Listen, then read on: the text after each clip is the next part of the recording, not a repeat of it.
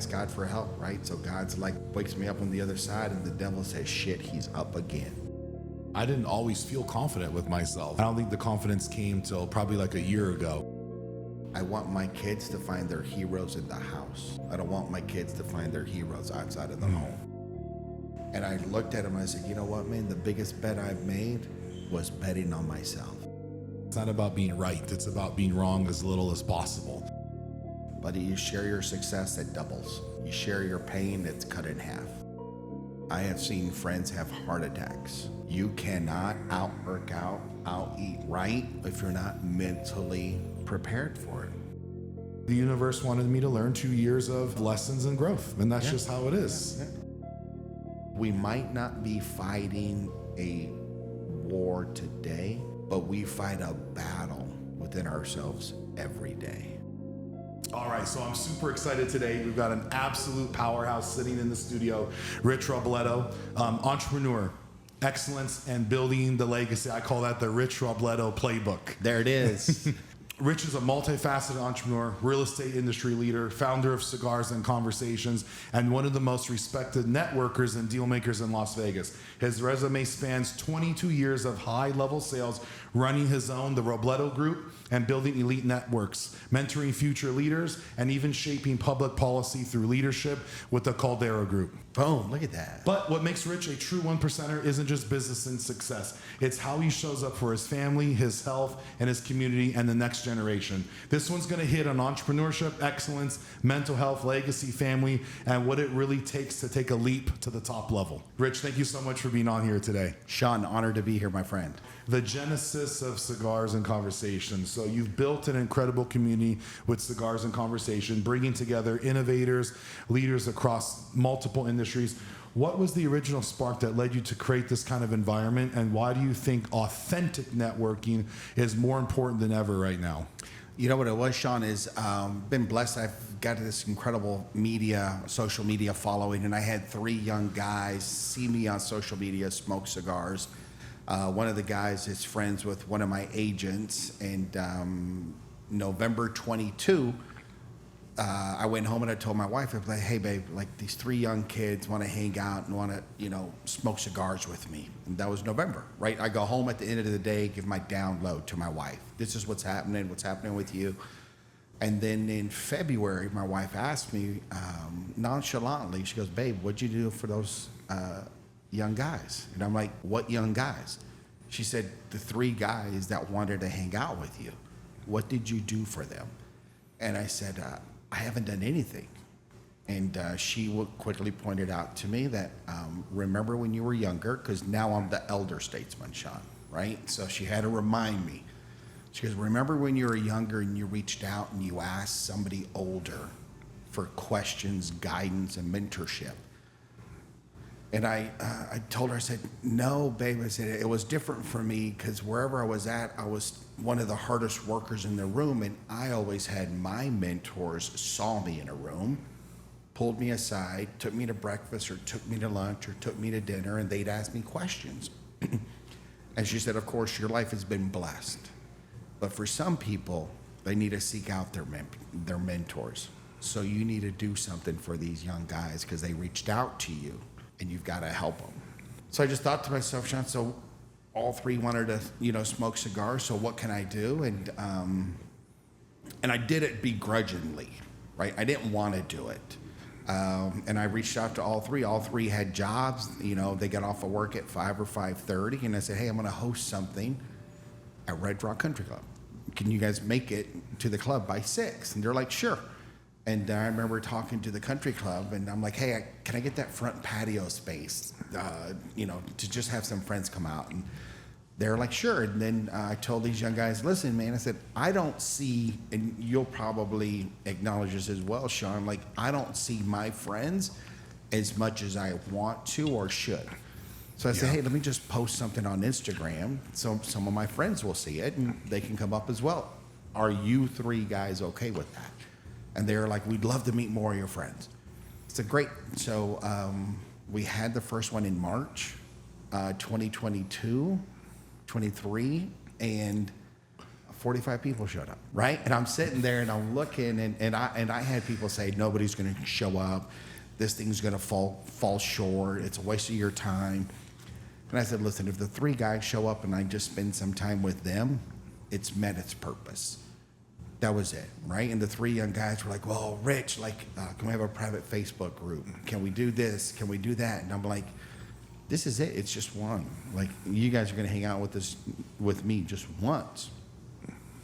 And that was my thought until the end of the night, right? We're finishing up the night. Everybody has left. And I've got this good friend of mine, the Asian assassin is what I call him, right? And it's fun because people want to give back, right? And we're sitting around the table, and I had 4 of my friends sitting down, and my buddy is just there smoking a cigar, talking to them about lessons. And at that moment, it hit. I said, that's what we're missing right now. Coming out of COVID, right? Having a space where people can just build a community, collaborate, right? And for some people, a safe place to not talk about work. Yes. A safe place where you're not going to be judged. A safe place for you to let your guard down and enjoy a moment, right? So you're going to get a lot of business. You're going to get a lot of personal. You're going to get a lot of insight. But I told a friend of mine, he was having a bad day after it's been going. He goes, I just want to be left alone. He goes, I just want to smoke a cigar, Rich, before I go home. And I'm like, buddy, like when you show up, just sit at the table. Sit yourself. Yeah. Just, if you want that, that is there as well. Right? So it's kind of grown, man, and it's fun to see the relationships formed. It's fun to see, things that have come out of it from suggestions from other friends. And it's come to see I had, all walks of life. I've got guys that probably can't afford to make their rent that month show up, next to guys that are worth north of 9 figures. And if I didn't tell you who was who, you would not know, because they're going to be dressed. And I got a photo of these 2 guys. They're both dressed in shorts. They're both dressed in polos. And they both ask about each other still to this day after 2.5 years. That's incredible. Right? And it is this place, man, where it's just, I want to give you a space, right? That community is the same space, no different than the amazing workout I just had here, right? We're all looking for a space. We are herd animals. We need to feel the energy from those other people. And the best compliment to me after 2.5 years is how it's evolved, right? And how people say, man, what you've got it's special. And I honor that, and I curate that, right? Like, there are some people that I've uninvited. Yeah. 17. Absolutely. Yep. Right? I'm like, listen, I want to give people somewhere safe to go to relax. And if you're going to be a dick, right? Rule number 1, don't be a dick. Great rule. Point blank. What else is there, Yeah, right? and that's why I said authentic networking, because that's what doesn't exist. Every time you're on a podcast, there's some hidden agenda, and it's about the other. No, this is truly about you, because things that you have to say, I feel like, are super important. Other people are going to want to know and listen to it as well. But that authentic networking, I think, is what you've created, is the curation of people contributing, not just taking. You just had the event last week. It was great because I could literally feel the energy there. And from when I first went almost about a year ago, it's still great. But it just turned into this thing. Like, when you walk in there, everyone is talking. And I love on the instructions, it says, talk to someone that you don't know. Because that's also super important to do. Yeah. There was an event I had, Sean, and there was a group of young guys sitting together. And I walked up to them. I'm like, listen, you can do this at home. If you just want to talk to who you know, and I've given you a cool spot to smoke, go do that somewhere else. Yeah. You're defeating the whole purpose of showing up and bringing value to somebody else, right? And that's why the rules were there, right? Don't be a pushy salesperson. No photos, no phones. Let me take the photos, and if I have you, then I'll send you a great photo, right? I want you there to be present, intentional, relax, and enjoy everybody's, space and energy. Yeah, it's amazing how much love your phone gets, but not you, if that makes sense. Yeah. Like you see people at the concert and this, I'm like, they thought filming that video was more important than actually enjoying that moment. You can go look back at the video, it's cool, but man, it's what people miss out when they're actually doing that. And I started realizing that one day. I'm like, yeah, we're not living in the moment enough. You only get a certain amount of them, Right. And some of them you don't get again. Listen, man, the space has brought amazing people, and I will never forget a toast that we had from Guillaume, right? And he sat up and he said this toast, and he said it. He goes, "Let's all take a moment to enjoy right now. Let's take a moment to enjoy this space. Let's take a moment and think about when we smoke these cigars and drink the alcohol, the people that built it, made it for us. Yes. Because we're giving others livelihood." And then he had to throw me a shout out. He goes, "You know what? Let's take a moment to thank Rich for giving us a space to meet new friends and to enjoy each other." Right? And I think in this world where it's quick and fast, that we need a moment to slow down. And that's what cigars do for me. Right? If I know if I'm going to smoke the different size cigar, I know what I'm going to do, and it is a slow meditation for me. I have a funny story because I just started smoking cigars maybe a year ago. So the guy that owns Mentality, the Instagram that always has all the stuff on there, he actually makes my hats. So he invited me out. He probably doesn't even know the story, but I'd never spoken a cigar before. So we're sitting, and I told Rob, like, "Hey, like, I don't even know how to cut the cigar. What am I gonna do?" So I got myself to go last. So I'm looking at 6 different people. I was like, I think I got it, and I did okay. But I was just laughing because I've never did. But then I actually told them, "Hey, that was my first cigar." So they all started laughing. "Oh, you should have told me, man," or whatever. But it was so nice just for how that was. And you're right. When you do smoke a cigar, there is a sense of relaxation that just is a customary with having a cigar. Every time, it's funny, every time I see Yassine smoke a cigar and a coffee, I'm like, damn, I wish I were there, because it's like that probably comes with wisdom, is purposeful relaxation. But yeah, you're right. It's just it's a really unique setting that I think that you've created there, and I hope that people really take it serious when you bring that level of great people together and actually have them contribute to each other's life, because it is special. It doesn't feel like networking at all.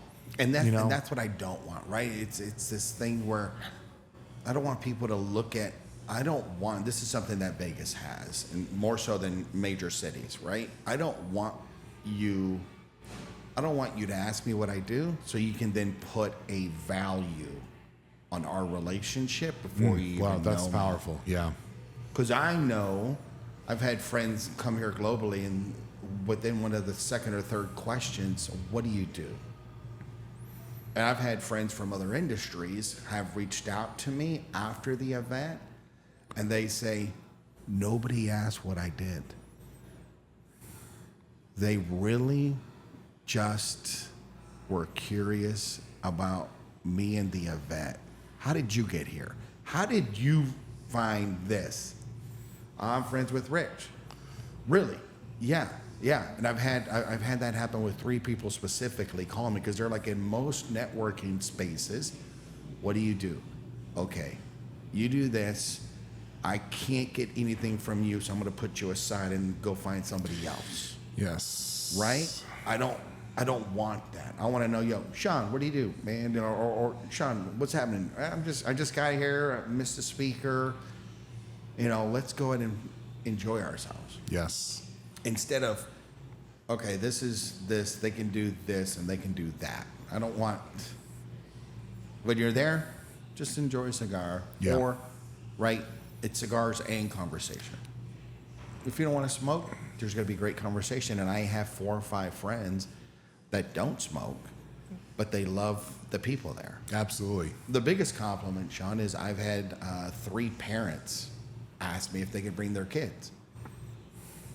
And I'm like, well, what do you mean? I want my son to see how these men move. Wow. That's I'm pretty like, powerful. What do you mean? She goes, my son sees me and my group of friends. I want him to see how your friends operate and conduct themselves. So I've been thinking about doing Father's Day just passed and it's been crazy, but to do an event just where parents can bring their kids, right? So you could have some high school kids, some college kids kind of talk to some business people, no different than an internship. And it's a model. I love right? that. Personal development is that finest. personal, let's see how this young kid does, in a group of people that he doesn't know. And I think that's powerful because, I didn't always feel confident with myself. In fact, I don't think the confidence came till probably like a year ago in my entire career, which is crazy to say that. But I do feel like I move differently now. I move with conviction. I move like I've got purpose. Yeah. I don't move like I'm successful. I think that's where people, I don't need to prove anything, but I do move with, hey, I believe in what I do, so I want you to feel like I believe in what I do, and I want you to experience that I believe in what I do. And I feel like that's the difference there. So if you get a group of 100 people like that's magic right there. Yeah. Even if you get a group of 3 people, That's it. That's all that you need, So I'm very excited for what this has turned in and this movement that it's created, because it does feel special. It does feel special. Hey, you can't go without that RSVP though. That's it. You don't mess around. The mindset of 22-year sales career. So you've been consistent producer for over 2 decades in a hyper-competitive Las Vegas real estate market. What's been the biggest mental discipline you've developed, not just to survive, but to thrive in an industry with so many ups and downs? Constantly chasing the horizon, right? Knowing what the goal is, what the vision is, and getting up to it and falling in love with the process. In sales, just like working out, right? You might not hit that PR after a couple of months, but if I'm going to do the things every day, making my phone calls, going out to events, door knocking, right? I have to believe in the process, and the process will come. And the other thing is, you got to ask for help a lot, right? Yeah. I ask, I'm tallest in the morning when I'm on my knees asking God for help. I love that. Right? I'm not in charge, and this is crazy, in charge of the outcome. I'm in charge of the action. Right? I have to have a dream to know what I want and then follow it up with the action, and then the gifts are going to come. I don't think about getting the gifts daily. I ask for the gifts and then I go do the work. I'm glad that you say ask for help because, one, obviously, I stand behind my faith as well. But the amount of times I ask people for help now with some of my mentors, it's almost every day. And one of my mentors said, it's not about being right. It's about being wrong as little as possible. So I always think about that. I'm like, a quick little phone call to someone that has opened the door to receive that is so important because it can prevent me from making mistakes that I can't see because I don't have that experience. But a seasoned veteran knows that, hey, just watch out for some of these things. And like the more that you want to do, the more that the door opens up for mistakes. So like I've got no problem, acknowledging that, hey, I'm not the best at, or I don't know that, but I'm going to go and find out what the best way to go about in doing that is. And that's something that, I never wanted to ask for help before because I thought that it would make me look weak or people would use that against me. But when you have real people and real friends around you and real mentors, that door is always open. Just like, my phone's always on. In fact, I read something, I forgot what the gentleman that retired, but he's like, I got paid out $250 million and then the next morning I got nothing. He said there wasn't like, hey man, can you do a quick call? He's like, all that disappeared and I felt so empty from losing, that livelihood inside of me. And then that's why I think, okay, even if you're ultra successful, if you have no one to share those things or share those opportunities with, or to share conversations with, it doesn't mean much. You're successful by yourself. I mean, no one wants to be by themselves at the end of the day.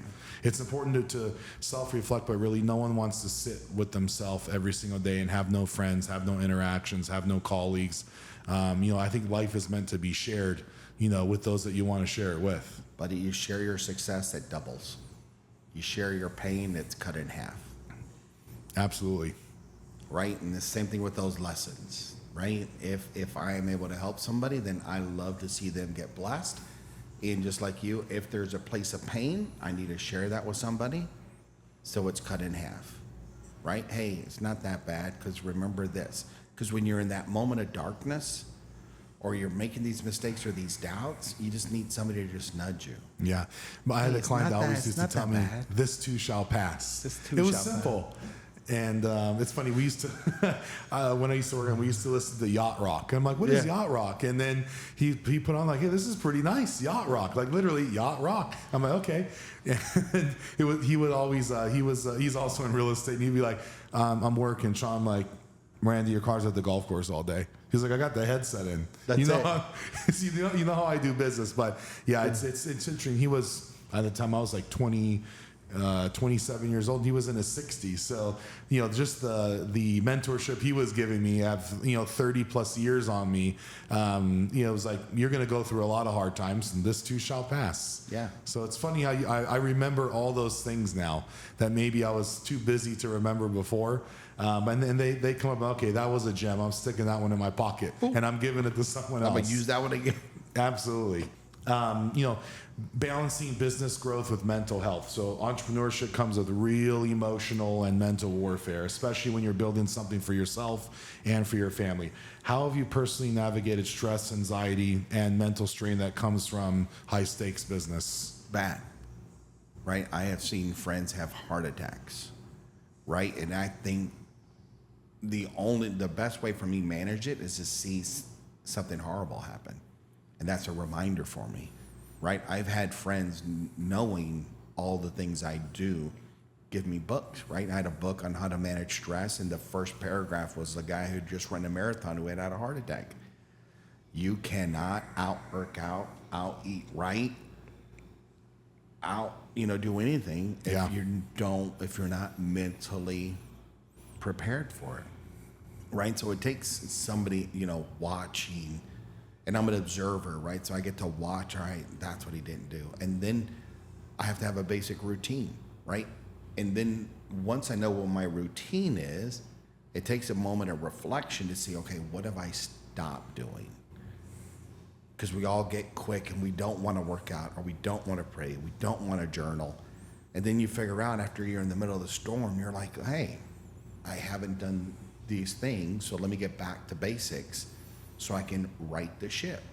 But you have to be in the middle of the storm and enough, knowledge to look in hindsight. Okay, when did this happen? And each storm is going to be different, right? So I believe life, you're entering the storm, you're in the middle of the storm, you're coming out of the storm. Yes. I want to make that period between leaving the storm and entering the storm longer. And the only way you can manage the storm is with a routine, right? I believe a strong routine gives you the power to be creative. But people wake up without, I call it a life by default. Yes. They are living what other people's decisions are making their life. I know exactly what I want, right? And I talk to my kids. What do you want? Dad, why? My wife goes, why is it got to be so strict? Because I want them thinking bigger, right? And we moved into our brand new house, Sean, and we had nothing in the backyard. And I was talking to Sophia, and I said, Sophia, what do you see back there? Like, what do you want to see back there? And she goes, Dad, there's just dirt. And my son walks over to her, puts his arm on her shoulder, and he goes, no, Sophia, not what you see now.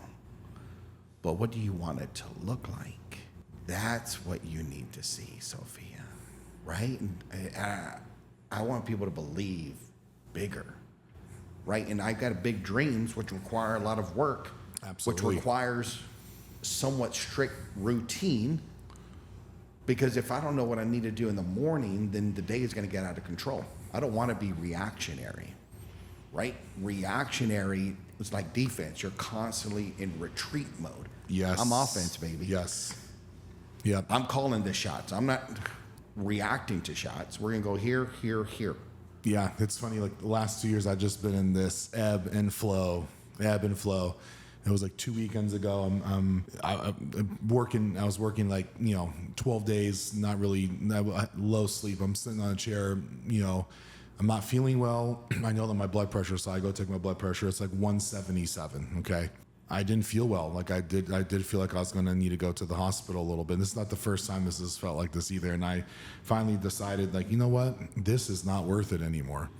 And that was the day that I was like, I'm making a decision to push forward here, because I'm not willing to live my life like that anymore. For 2 years going back and forth like that, not an option.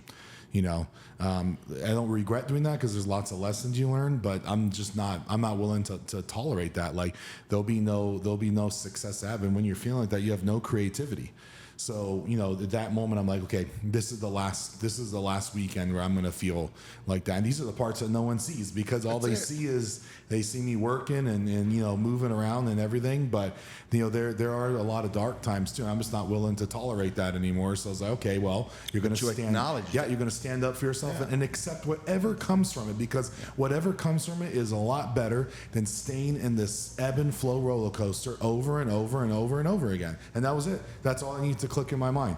I wish it didn't take 2 years to click on, but evidently the universe wanted me to learn 2 years of lessons and growth, and that's just how it is. Yeah. I believe life, we all have the opportunity to thrive. I don't want to just survive, Sean. I want to thrive. I want to show those around me what's possible, and I want people to say, man, he did it. I told a friend of mine the other day, I asked God for help, right? So God's like, wakes me up on the other side, and the devil says, shit, he's up again. Yes, sir. I like that. Right? It's this mentality that every day is war, but I'm also going to reap, the joys from that. Yes. When I was probably like 10 years ago, I go to work, at these clients' houses. They have huge houses, and I go in there like, man, this place feels weird. It feels empty. And these people were so successful. They could buy anything that they wanted to, but it's like their soul had been taken away from them. I just didn't understand what that meant at the time, but looking back at it now, I'm like, man, they let themselves go too far. Yeah. They're not thriving. Their bank account's thriving, but their soul is surviving, and that's not a good place to be at. So it's like, it's interesting when you see all these foreshadowing things when you're younger, and you can start to put it into place, because it's like I was working out of fear, like I wouldn't have something, and all it was doing was it was impacting my creativity. When I started looking outside of these four walls, and man, there's a lot more that I can give back to the community and the world. It's not this is a little sample.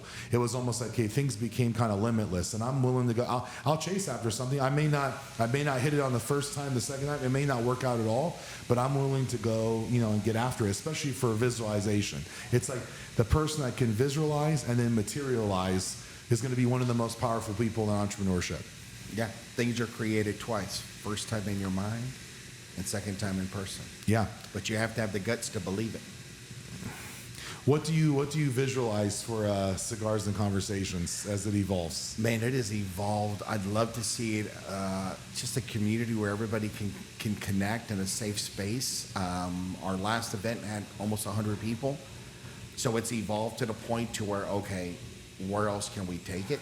I've had people from Argentina fly up, Baltimore, Scottsdale, Dallas, Newport Beach, LA. Because it's not an event. It's a movement. Yeah. That's why it's powerful. That's why it's powerful. It is fun to see where other people, Washington, D.C., a guy who'd been to my event a couple of times, moved to Washington, D.C., he goes, I want to host it here. He goes, I just need you to fly up. I want you to talk about what it started, and it's the older guys, the younger guys, business people, all types of life, but just a safe space. And it's evolved to multiple cities, man. Right? That's like, incredible. Yeah. Now it's like, okay, now everybody's already told me, I've heard it 15 times, go get the trademark attorney. Yes. Because it's become super successful and people are going to want to take it. Yes. Right? And I've seen other like one-offs, right? And I'm like, yeah. And then I think about... It's not the same. It's not the same. It's so not this the is same. a friend of mine told me, he goes, they can steal the recipe and still not make the sauce. Absolutely. Yep. Absolutely. I can't tell you how many people try to come in here, then they want to go and they want to do their own thing, or they, I'm real selective, even who I come in and let it do a tour. I want to know them personally because that happens a lot. And I'm like, it's not about money. It's about, at that founder level, I know what it takes to make something like this successful, and the next step of it will be even more successful. But you can't just throw down money and expect to have the same passion and community. Yeah. All right, so the power of principles. You built the Robledo group on trust, integrity, transparency, and accountability. And those words get thrown around a lot. What do those core values actually look like in your business day to day when you're facing high net worth clients, tough negotiations, and big decisions? But it just means, and I'll tell my clients all the time, I said, I spend your money like I would spend my money, right? And I need to go to bed knowing that we all got a good deal. I have no problem being a shark, but I'm not going to steal, right? And I've had some guy, well, you should do this. I'm like, there's no reason to. Yes. And I won't. Like, I want it to be fair. I know that in this city, it's small. I need to do business with these guys over and over. You've got one deal, this home. I'm looking at the relationships I need to make, right? And people's moral compass tends to move, Sean, when there's a lot of money being made and when there's no money being made. And I'm not going to say I've done some deals that I'm not proud of, because we all have those mistakes. Yeah. Right? And you're Yes. like, you know what? I didn't have to. I got a great deal. Could I have been a little bit more fair? I could have. Right? So it's having those it's having those good lessons. I don't think there's horrible lessons.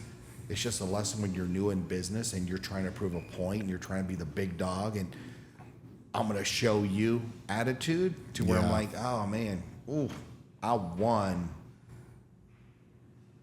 I don't like the feeling of that win, Yeah. right? So It almost hurts more than it felt good. right. you And know? I'll tell my agents all the time. I'm like, there's going to come points to where you just can't take advantage of people. Yeah. Because I think it's, you're right, everyone wants that big sale, but really create that foundation of consistency. Yeah. Because then you have great sales happening all the time instead of, just trying to hammer down on one deal. That's never a good thing. It doesn't create a good mentality. No. And I have no problem. You know what, man? Like, and I'm the old bull now, right? So I've got some guys, and we have some deals, and these kids come up, and because I can be an asshole. Tell me up front, this is one of your first deals. Tell me what you're struggling with so that we can both walk across the finish line. Because the last thing you want is me on your wrong side. Yeah. Because I will point out every mistake you've made, Yes. and your clients are going to want to come after you. Let's both work to get this across the line. Yes. You don't sign the paperwork. I don't sign the paperwork. We're here to work for our principles, not for our ego. Yeah. And it's a small world out there. It's a small world out there, right? Yeah. Let's all have a good time. Let's have some fun. It's life should be enjoyable. Business should be enjoyable. Yeah, and it's something that I've definitely learned over the last few years is there's plenty of business for everyone. There really is.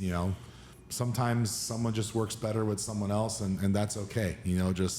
Just let them go so you can bring in good energy that aligns with yourself, good deals that align with you, good business that aligns with yourself, and try to force things. Yeah, I tell people, I'm like, if you don't want to work with me, why would I want to work with you? Yeah. I don't want to argue with you. I don't want to not pick up the phone if you call. maybe it's best you work with somebody else. Well, I want you to do this. I'm not the best person for you. Yeah. I'm being honest. Like, I'd rather us be upset now than down the road when I'm doing something that you don't agree with. And it's weird. Sometimes, like, them as an acquaintance is great, but them involved in business is not a good mesh. And it's like, sometimes you don't want to jeopardize. Hey, this isn't the good. Business is no good. Friendship and acquaintance is great, but on the business side, it just doesn't. Something doesn't gel and mesh. And I've made those mistakes before too. I'm okay. There's lessons to be learned there. Yeah. I don't have to do business with everybody. Yep. Absolutely. You get the choice. Yeah, I get a choice. Now, let's talk family. So, because building business while staying present at home, I believe, is one of the greatest challenges for any entrepreneur. How do you personally approach balancing the demands of leadership while staying grounded with your family? Being intentional, right? I want my kids to find their heroes in the house. I don't want my kids to find their heroes outside of the home. That's a really powerful statement right there. Right? I did not have a father growing up, right? I want my son to think like my dad's my hero. Yeah. I want my daughter to think I'm gonna be like my dad. You know what I mean? And it's also having other friends who have lost it, the first family, right? Because they've placed so much emphasis on business. And listen, man, I work. If you look at my social media, there's always comment about me never being at home, right? I hear all the chip. Oh, Rich is this, Rich is that, Rich is this, Rich is that. Yeah, you hear it. I said, but when I'm with my family, I'm with my family. Yeah.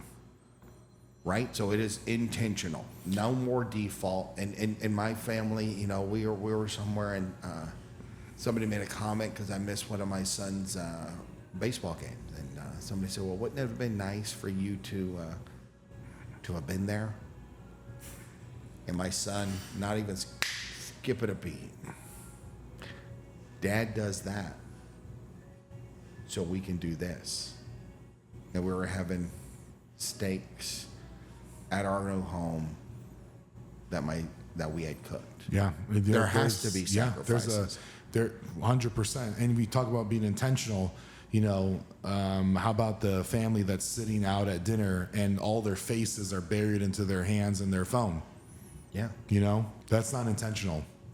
That's not intentional at all. So if you have 30 hours to give someone or you have 1 hour to give someone, I promise you, when you give a child 10 minutes of your undivided attention, they never forget that. But when's the last time that anyone gave anyone 10 minutes of their undivided attention?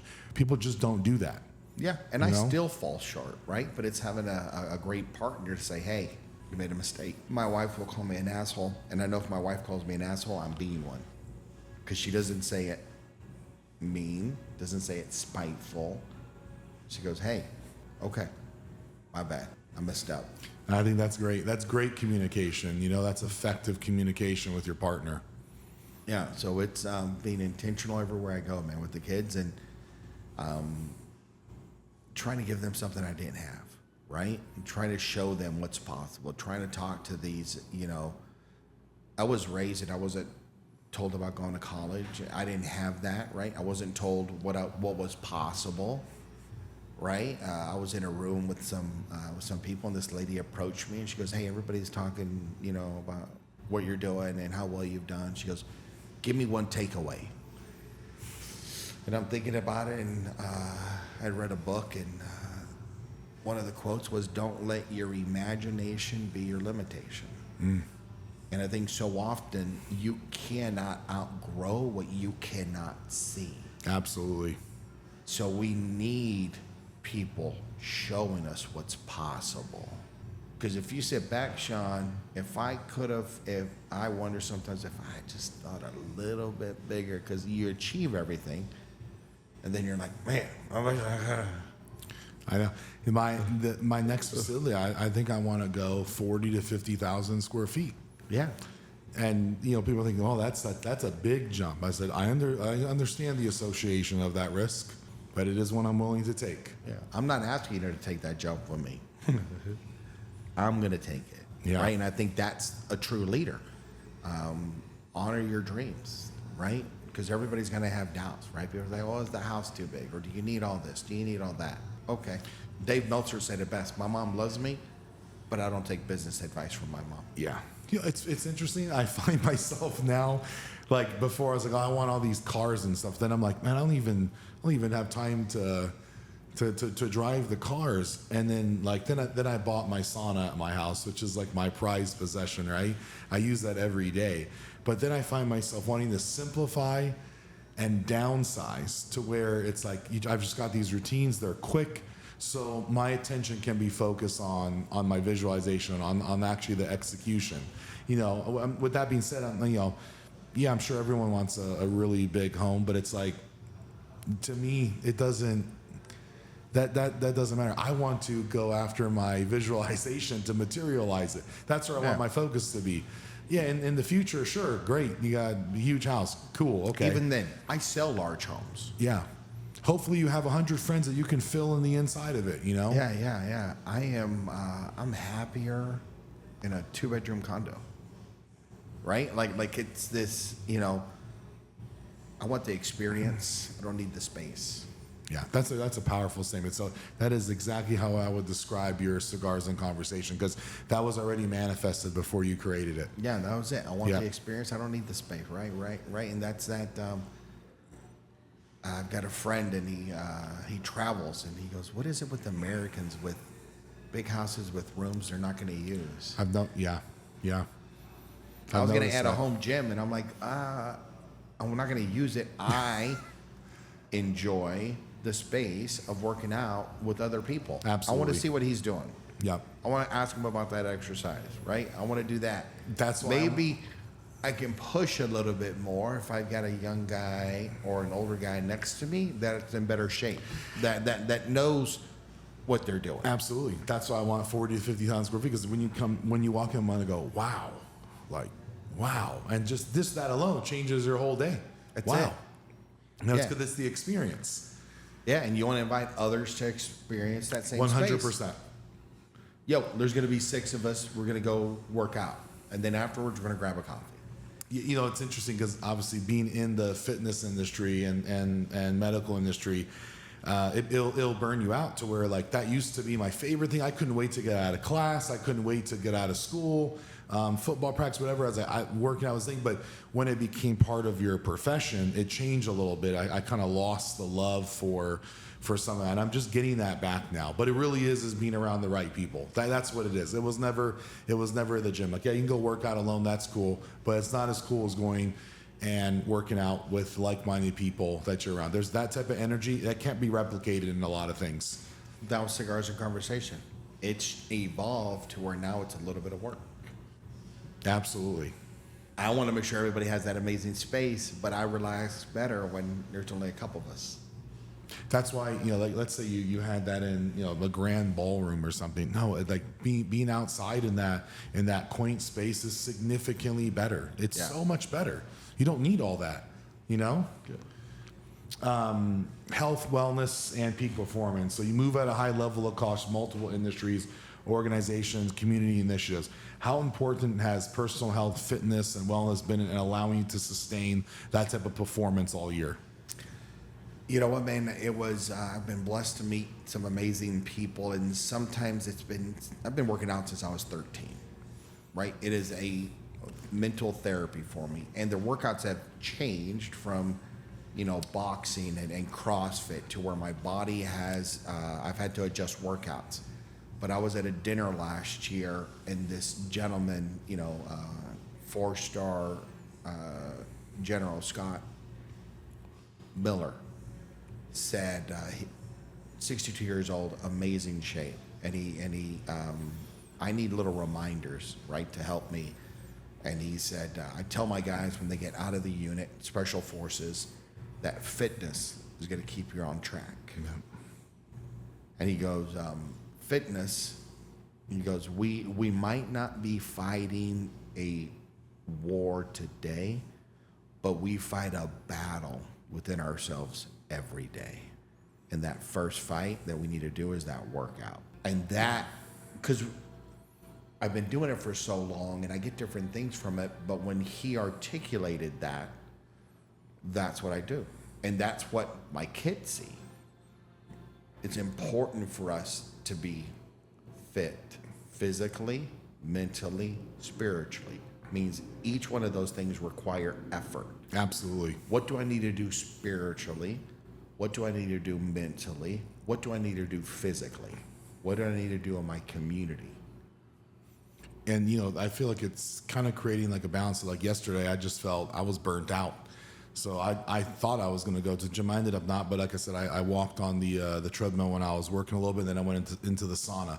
And it was a good choice because it actually recalibrated me. Yeah. You know, before I would just push 7 days a week, and I was using the gym as a punishment system on myself again. You know, It's like, that only works for so long, but you do that for 15 years of your life, you're not going to get much more out of it. You start getting injured and truly suffering burnout. So now, maybe I go on the walk, maybe I'm doing some stretching, I go into the sauna, but if I do something, it's still like I contributed to the health of my body. I don't need to go to the gym 7 days a week, every day when I'm sore. Like that's what I was doing, you know? And I think that's how I got a lot of my injuries. I was just going to go.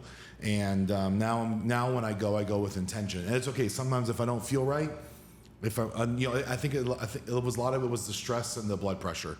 Yeah. So sometimes it was better for me just to walk and go into the sauna. Yeah. You know, I used to work out 2 hours a day.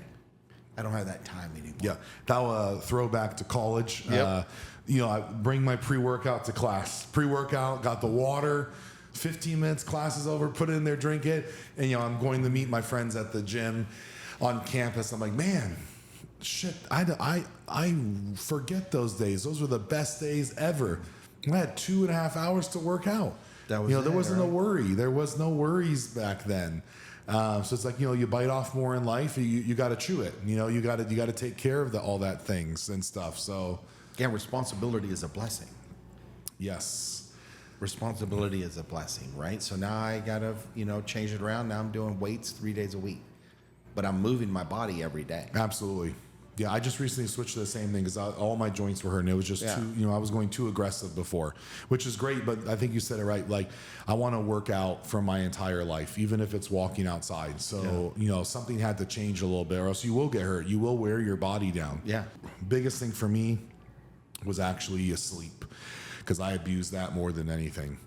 At one point, I was sleeping for like 4 hours a day, but for years and years and years. So now I still got sleeping issues, but I didn't realize how bad that was on the body until I'm doing what I'm doing now. And if anything, I wish I could go back and I could change some of that. So that's one thing that I do is I prioritize at least sleeping like 6 or 7 hours. Yeah, that sleeping for 4 hours. I mean, that was probably the worst decision that I made. And what I got sucked up into is all those business gurus that say, fuck the sleep, do whatever you got to do, be tough. You're going to sleep for 3 hours. No, that will kill you for sure.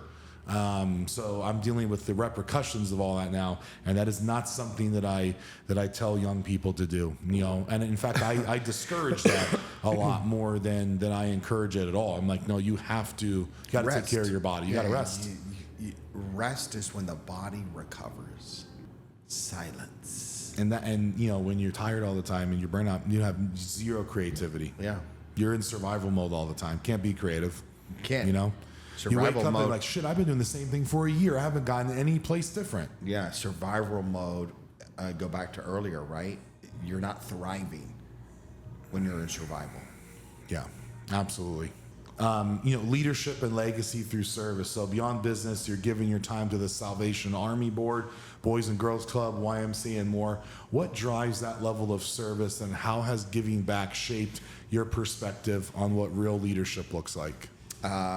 One of my first mentors pulled me aside and he goes, "You've taken a lot from the city." He goes, "It's time for you to give back."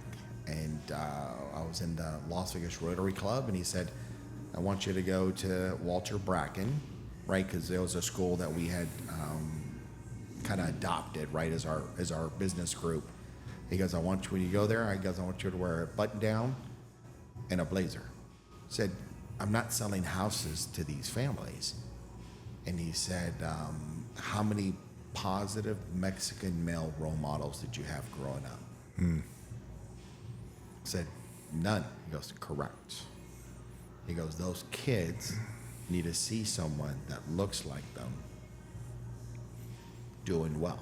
Yes, I feel like that is absolutely true. So it wasn't my idea. It was mentorship who told me, you have to share the gift.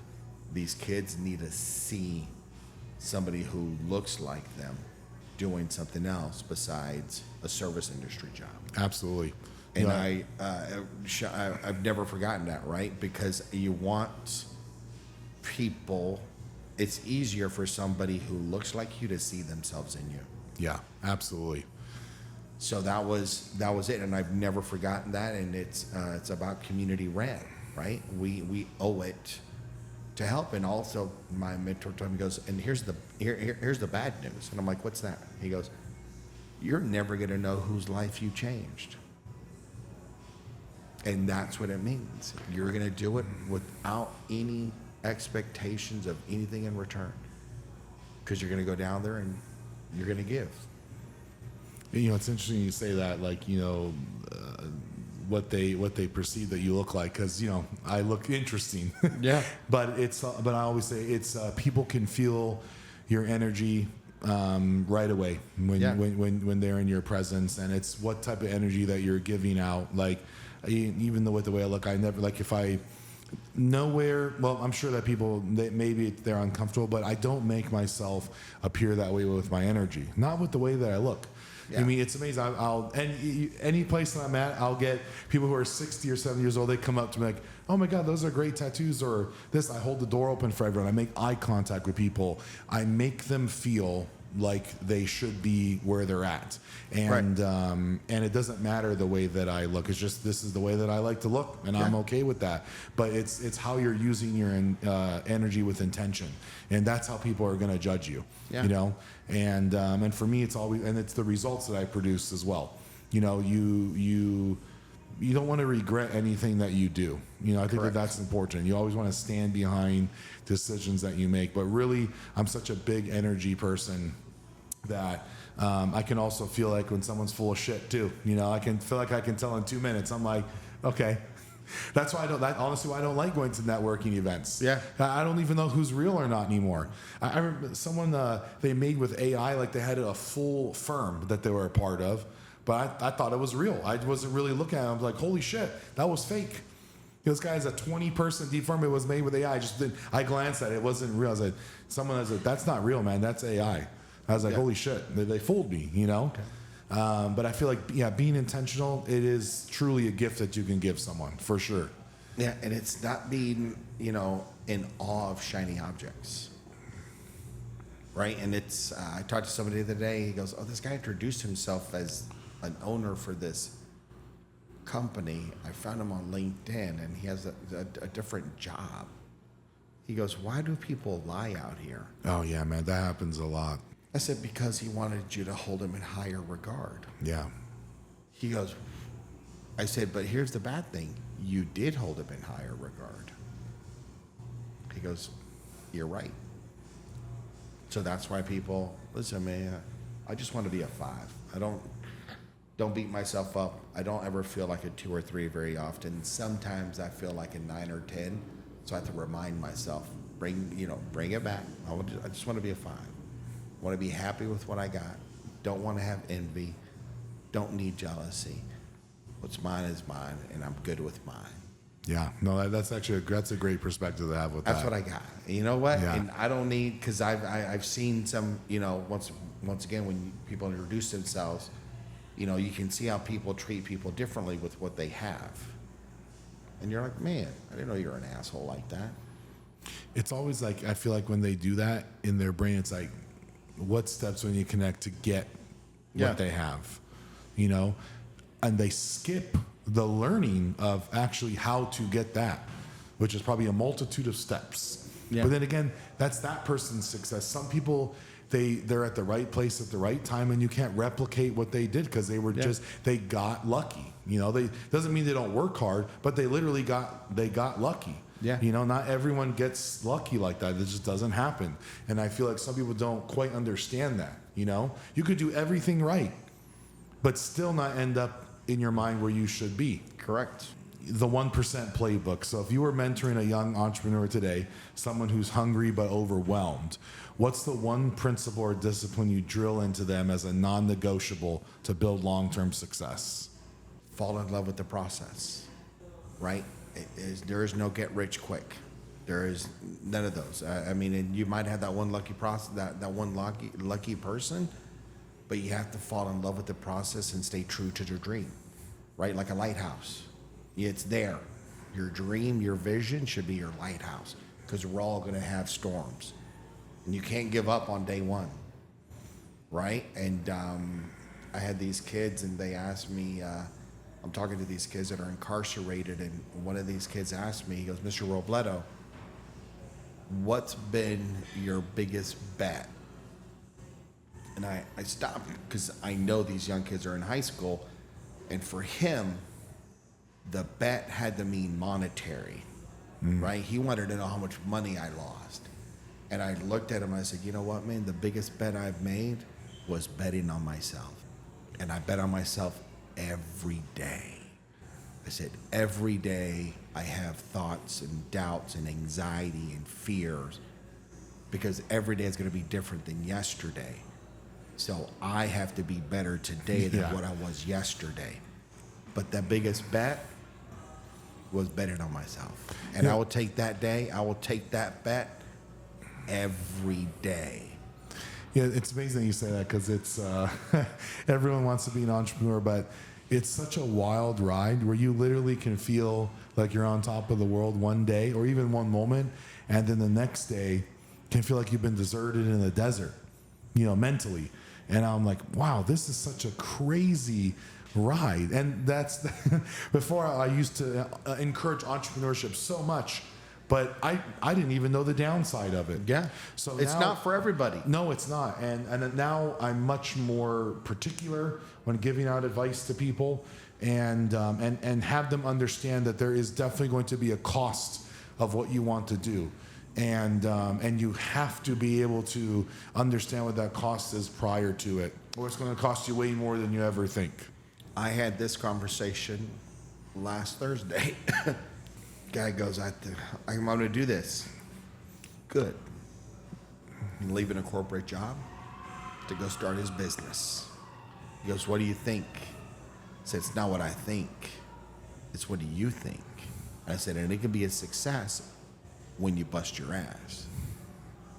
Yeah. I said, and your level of success is going to be different than your friend or this friend. It's got to be your success. Yes, I didn't. I just went basically from high school into entrepreneurship at 18.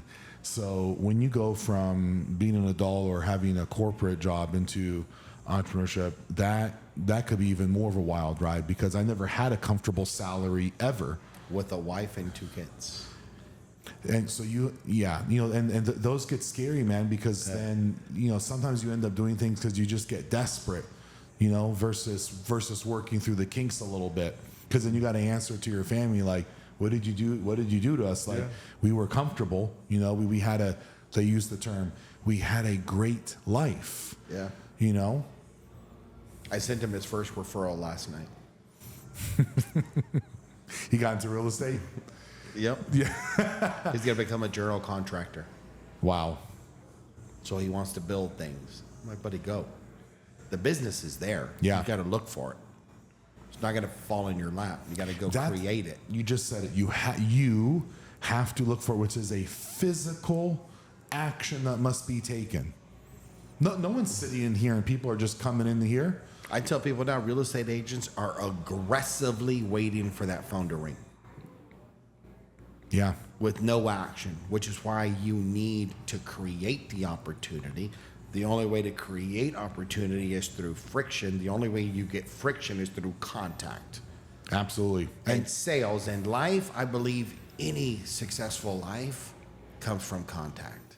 It does. It comes from the simple contact, Sean, of me opening the door for you. I tell my son and daughter, you both have beautiful smiles, and that smile can change somebody's day. Smile. That simple gesture. I want people to walk away feeling better about themselves in their day after they see you.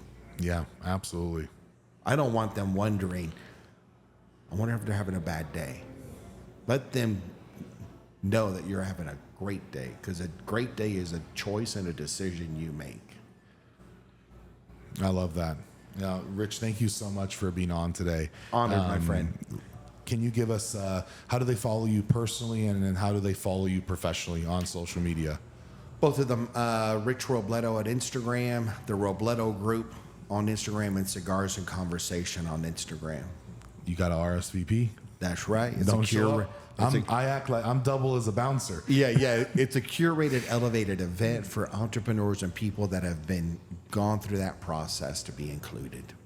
I love that. Thank you so much. I really appreciate you. Thanks, brother. Appreciate you and the workout today. Absolutely.